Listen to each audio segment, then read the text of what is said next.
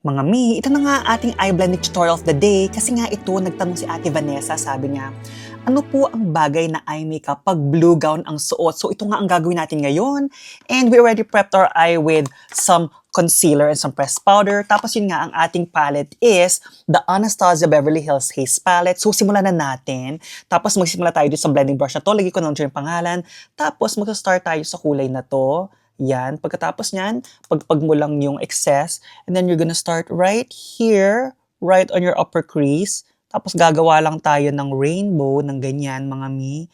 Tapos extend mo lang siya dito sa may outer third ng lids natin. Yan, ganyan.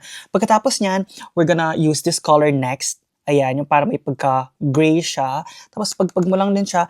And then we're gonna apply this just a little bit below the first color, below the upper crease, which is your crease. So, gaganyan ka lang din. Gagawa ka lang din ng parang bahagari, ng rainbow, ganyan.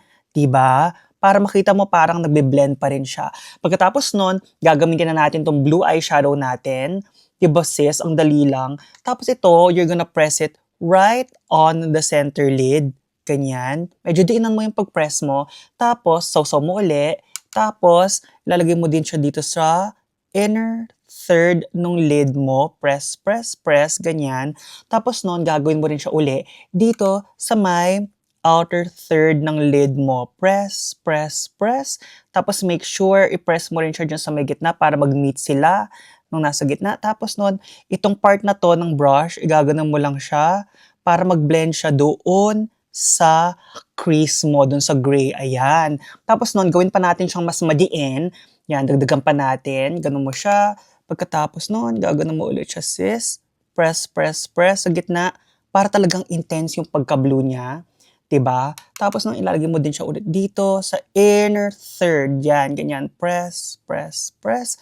Pagkatapos, sausaw mo ulit. Tapos dito ulit sa outer third. Press, press, press. Pagkatapos niyan, dagdagan pa natin. Dito lang din yung pag mag-meet sila. Tapos niyan, ayun na nga, i-blend mo siya ng ganun doon sa socket ng mata mo doon sa may gray.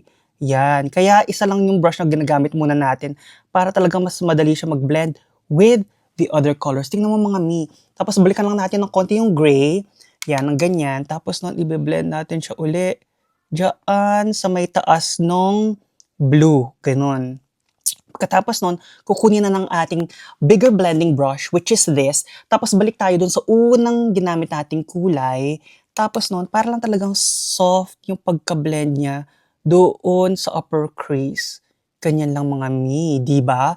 Pagkatapos niyan, gagawin na natin yung ating eye makeup remover, which is this, just sa may Q-tip. Tapos ilalagay mo siya from here, mag-start ka, going up. Ganyan lang mga mi, di ba? Tapos nun, medyo tanggalin mo lang siya ng kamay mo, yung ganyan, yung excess ng blue.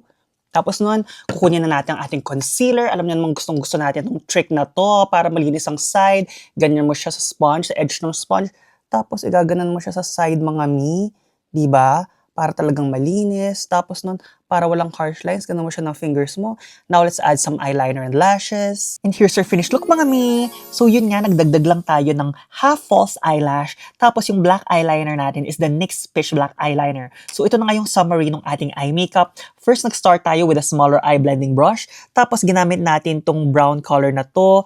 At nilagay natin siya doon sa upper crease. Next, ginamit natin tong gray na to, tapos nilagay natin siya doon sa crease, which is below the upper crease, para maganda yung transition mo, walang demarcation.